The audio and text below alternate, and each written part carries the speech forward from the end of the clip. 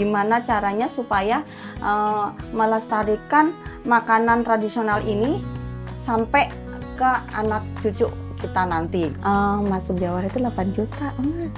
Pas begitu pendampingan, nyampe 40, sampai dibilang mau loncat saya.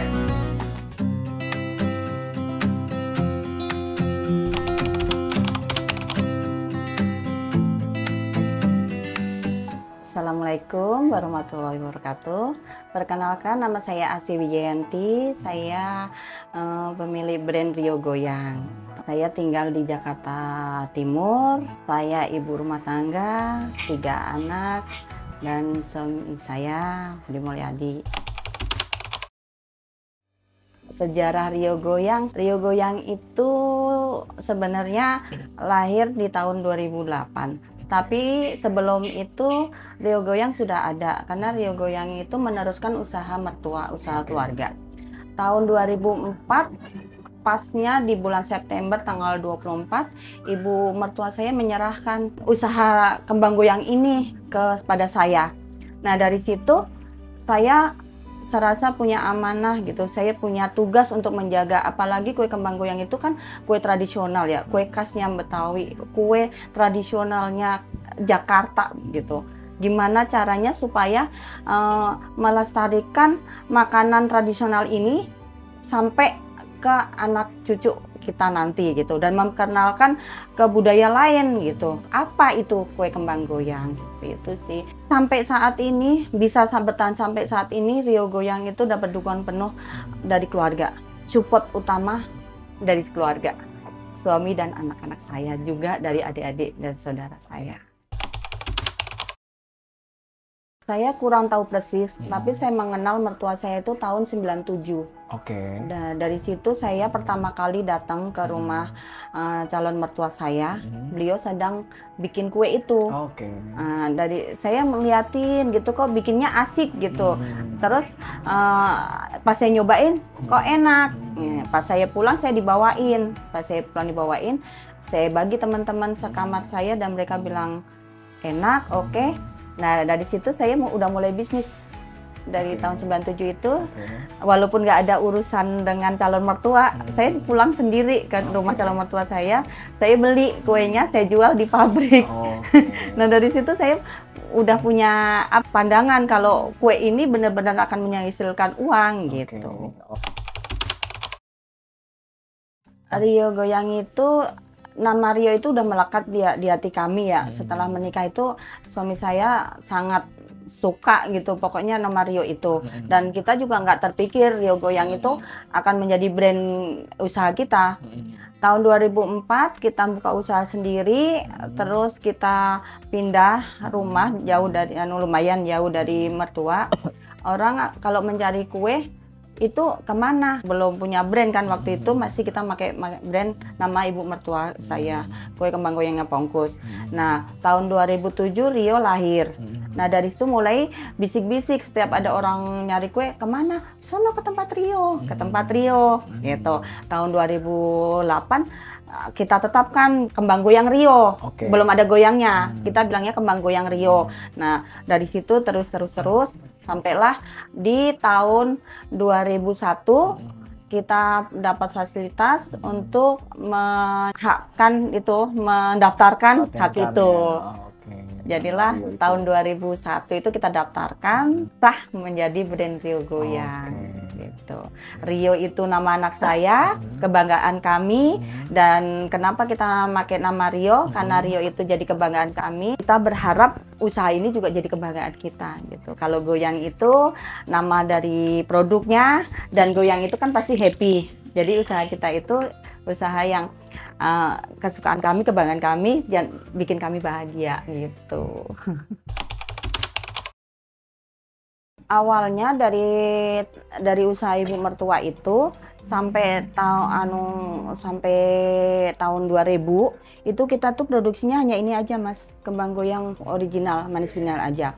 Nah, pas awal pandemik itu COVID 3 bulan 4 bulan, saya punya ide untuk mengembangkan ini yang full wijen ini. Biayanya emang lebih tinggi dan prosesnya juga lebih rumit, tapi saya yakin ini pasti terima, karena di pandemik itu kan orang akan mencari yang makanan yang enak gitu, yang aman gitu. Kalau sekarang saya menceritakan, saya bangga Mas, saya bangga banget. Karena apa? Dari tahun 97 saya mengenal kembang goyang, gimana perjuangan ibu mertua saya, khasnya kue Betawi ini dan diterima di masyarakat. Karena apa? Saya bangga. Orang-orang tuh mencari kue pasti di Bongku. Tahun 2004 pas begitu saya dikasih ibu mertua saya nggak langsung dikasih agen besar Mas. Saya dikasih warung kelontong, dan warung kelontong itu luar biasa banget. Nitip 10 bungkus, hancurnya bisa 8-7 Mas.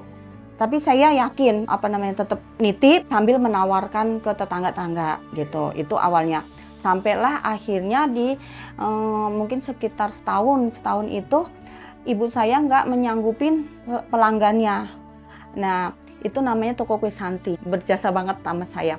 Karena waktu beliau minta itu saya nggak punya perabotan yang memadai. Saya mixer masih kocok.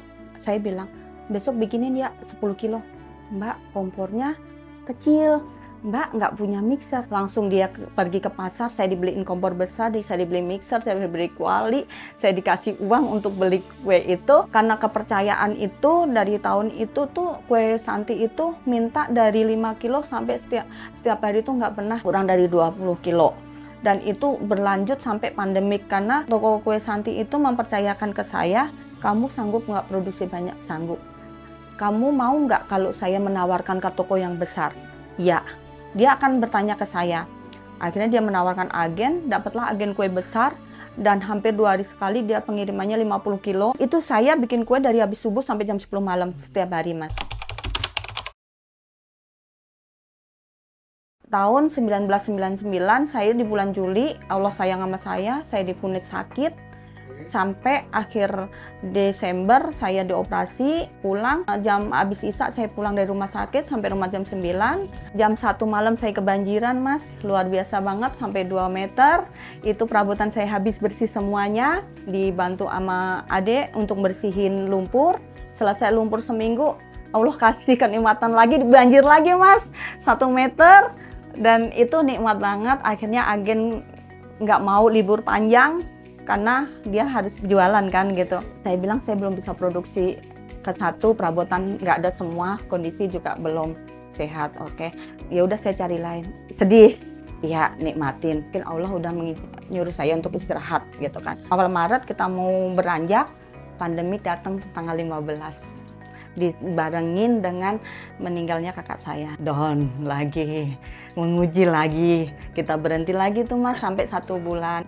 Nah di bulan Mei saya harus bangkit. Saya mulai bikin kue 1 kilo. Saya jualan sayur mateng, saya jualan frozen, ngambil di agen. Dari sekilo saya ke 3 kilo sampai ke 5 kilo. Tahunnya pandemik itu saya bisa merambah lagi ke 20 kilo lagi sampai saat ini. Nah, dari situ pelajaran yang saya dapat, pandemik itu emang musibah untuk kita semua. Tapi di balik musibah itu kalau kita bisa menerimanya dengan keikhlasan, itu akan menjadi suatu hikmah, suatu rejeki.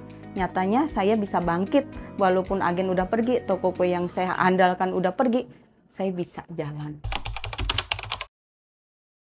Saya mengenang kembang goyang ini, saya ingat ibu mertua saya. Saya nggak ditinggalin warisan apa-apa. Orang lain akan diwarisin harta. Tapi saya ilmu yang bisa saya pakai saat ini, saya bisa nyekolahin anak saya sampai selesai. Itu suatu kebanggaan buat saya. Gitu. Makanya saya selalu bersyukur gitu kan ke ibu mertua saya selalu menghadiahin gitu. Terima kasih banget berkat warisannya ini, Mak.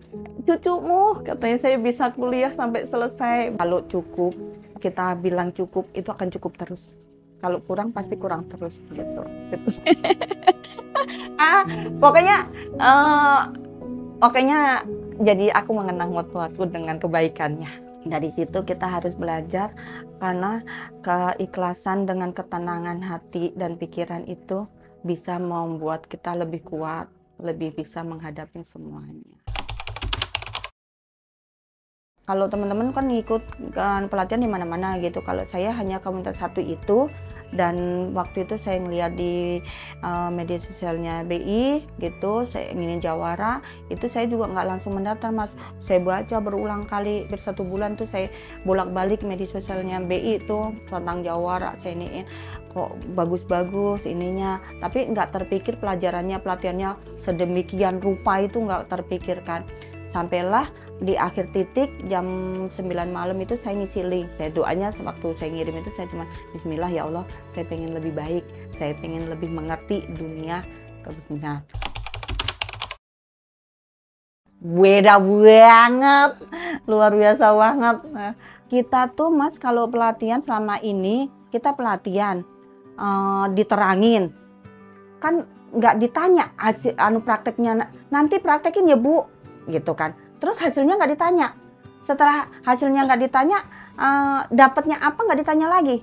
Kalau di Jawara itu ditanya, umpamanya label ini, besok pulang nyampe rumah, udah tanya, udah dikerjain belum? Sudah Coach, hasilnya mana? Udah ada, tunjukin dong. Gimana tuh kalau nggak kita kerjain kan nggak bisa menunjukin. Dan kalau toh kita belum bisa menunjukkan hasilnya, tapi kita ada usahanya, itu diapresiasi banget. Paling itu saya disuruh masuk agen, di visit, suruh agen sebulan bisa nggak 8 bulan.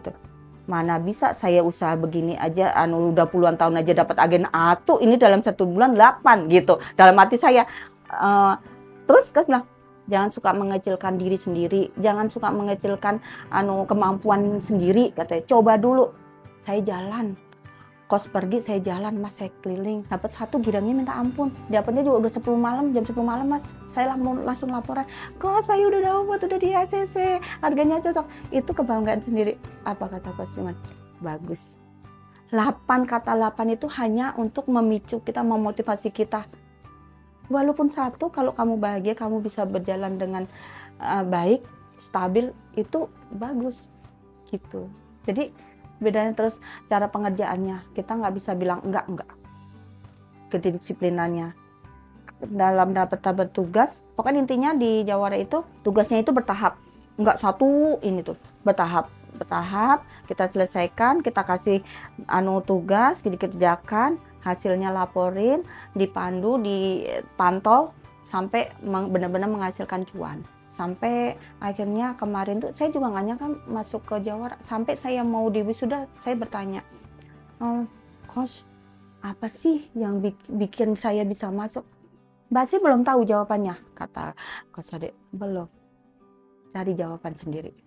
Selalu setiap saya nanya sama Coach tuh selalu bilang, karena teman-teman kan dari segi pendidikan mereka juga bagus, dari segi usaha, wawasannya juga luar biasa. Lah saya orang ibu rumah tangga di rumah, nggak tahu dunia luar, terus saya megang laptop, megang itu digital apa nggak ngerti gitu.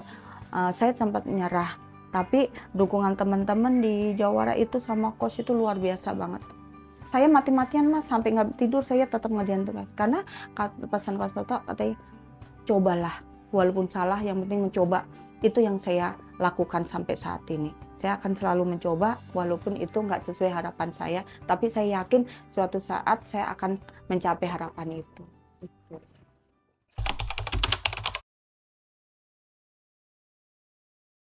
Masuk Jawara itu 8 juta Mas. Pas begitu pendampingan nyampe 40, sampai dibilang mau loncat saya. Kemarin ini sebelum masuk ke bootcamp saya pesan tuh hanya 200 piece. Sekarang udah berani 1000 piece. Dan toples ini kemarin tuh paling banyak itu 200 piece. Sekarang udah berani 2000. Dan lebaran kemarin tuh saya nyetok sampai 3000. Bismillah, tekadnya sekarang kalau kemarin tuh kan hanya membantu ekonomi suami gitu kan, rumah tangga. Sekarang tekadnya udah pengen mengembangkan usaha. Oh, ini kebanggaan saya Mas. Ini kebanggaan saya Mas. Ini ada cerita lucu nih. Baru bulan kemarin saya nggak dianggap. Saya udah ke Bali, saya udah di pameran Jepang, saya nggak dianggap. Pada suatu saat ada pihak BI nelpon, ada loh binaanku. Nggak ada Bu, Ada loh Rio Goyang itu binaan gitu. Kelulusan ini dapat dari rekomendasi BI, beliau langsung nyamperin saya. Dia langsung bilang, anakku, kata saya, kemarin aku nggak digituin, kemarin aku nggak dipanggil gitu. Karena bakat ini beliau tahu si Asih itu udah kemana, Rio Goyang itu udah kemana, kuenya itu omsetnya berapa. Tadinya dia berpikir Rio Goyang masih di bawah 10 juta terus, Rio Goyang masih di Kecamatan Makassar terus. Tapi sekarang beliau udah tahu. Beliau tahu, oh Rio Goyang udah pernah diajak ke Bali, oh Rio Goyang udah pernah diajak pameran event-event besar dengan omset yang luar biasa gitu. Ternyata produk Rio Goyang itu diakuin di luar. Makanya ini saya ingin banget, dan saya nggak membanggakan atau nggak menjunjung tinggi, saya juga nggak mendewakan gitu. Semuanya itu karena atas izin Allah, keridhaan Allah, berkat rezeki Allah, lewat BI ini Rio Goyang dibuka semuanya. Orang udah mengenal saya dari BI. Oh Rio Goyang itu ini, setiap nyebut Rio Goyang di luaran sana Mas selalu bilang, oh Rio Goyang Jawara. Sampai, Mbak, apa saya tambahin aja ya Jawara? Jangan, Jawara punyaan BI, kata gitu. Saya konsultasi ke teman saya gitu, Mbak, setiap saya keluar pasti deh, oh Rio Goyang Jawara, segitu Mas. Saya dapat sekalian itu dapat panggilan Rio Goyang Jawara. Dasarnya lagi, sampai sekarang ilmunya masih saya jalankan. Banyak ilmu yang kemarin di bootcamp itu selama 9 bulan, belum saya kerjain semua. Belum saya praktekkan semua. Ini belum.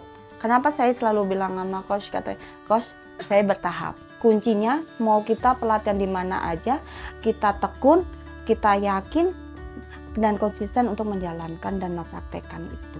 Ada lagi Mas yang paling dasar selain di usaha di bootcamp itu Mas, apa? Jiwa saya tenang Mas, setenang-tenangnya. Di bootcamp itu saya masuk itu penuh ujian. Saya asesmen, bapak saya meninggal. Setelah selama 2 minggu masuk bootcamp. Di dalam bootcamp kita membahas seorang ayah. Sakit. Kok tega sih, kan saya udah izin bapak saya meninggal. Kok dibahas? Saya bilang gitu.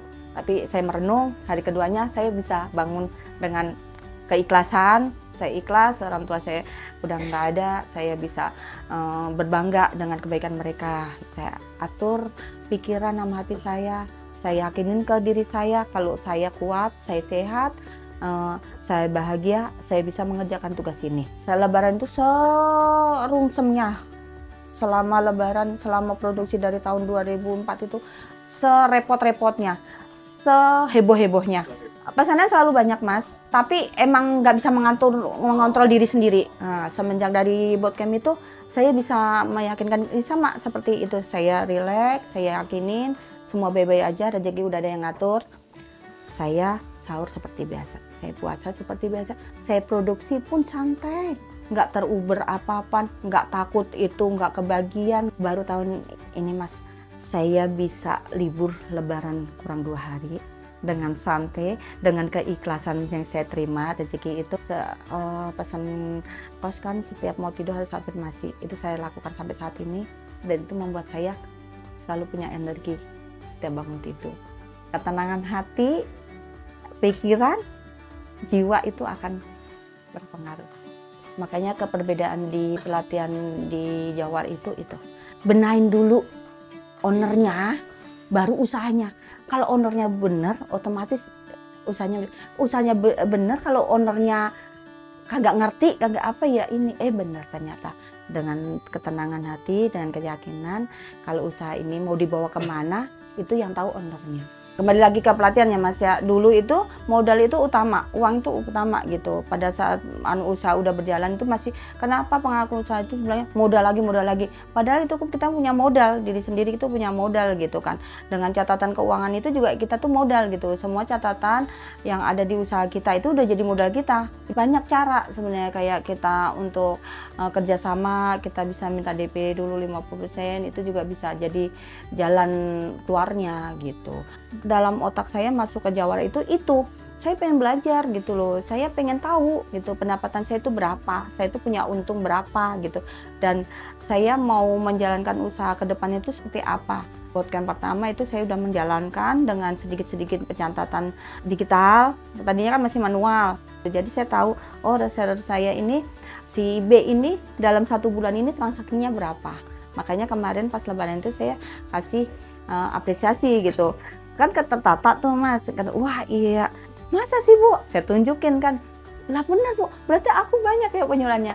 Jadi dianya senang untuk motivasi dia, lebih giat lagi untuk berjualan, saya juga lebih giat lagi untuk produksinya ditingkatkan lagi gitu. Pakai Kris ini udah hampir 2 tahun.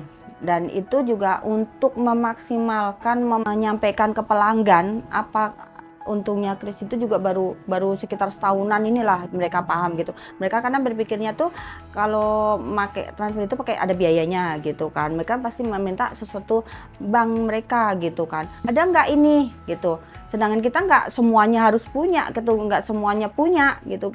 Itu amat-amat kesulitan ya. Tapi pas begitu timbulnya Kris itu kita sampaikan kalau ini tanpa admin gitu, ada kemudahan-kemudahan itu pelanggan tuh pada senang gitu, dan sayanya juga nyaman, saya nggak perlu nyari-nyari nomor rekening gitu, tinggal saya nunjukin barcode-nya, mereka ting, ada notif masuk, selesai, dan transaksi itu semuanya tercatat gitu. Apalagi kalau pas lagi event Mas, itu saya paling suka event kalau diwajibkan pakai Kris semua, karena datanya situ ada. Kita juga lebih memudahkan untuk penyatatan kue itu yang keluar berapa gitu pada saat bikin laporan itu gitu. Jadi dengan Kris itu sangat-sangat membantu saya dan sangat-sangat mudah bagi pelanggan saya, nggak repot-repot nyatet-nyatet nomor rekening lagi.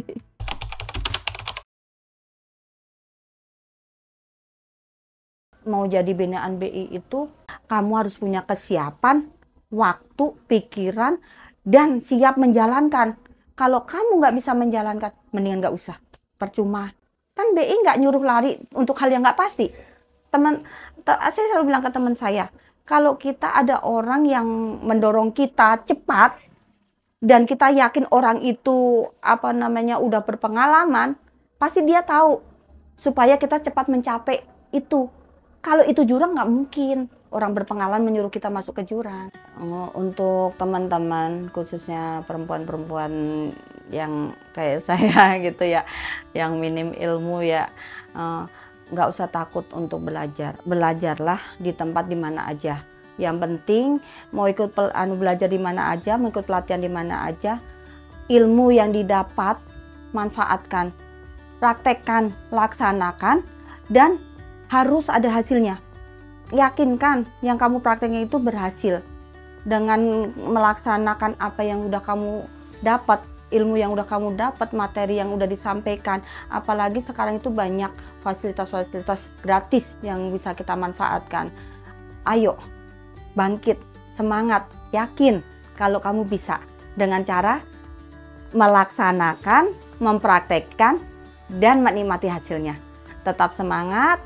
Pesan saya, siapapun, wanita dimanapun, perempuan dimanapun, kita orang hebat, kita orang kuat. Ingat, sebagai istri, mintalah izin sama suami. Kita sebagai manusia selalu minta izin sama Allah, minta ridhonya sama Allah. Dengan keridhaan dari Allah, keridhaan dari suami, insya Allah semuanya lancar, usaha lancar, rumah tangga lancar, kita bahagia.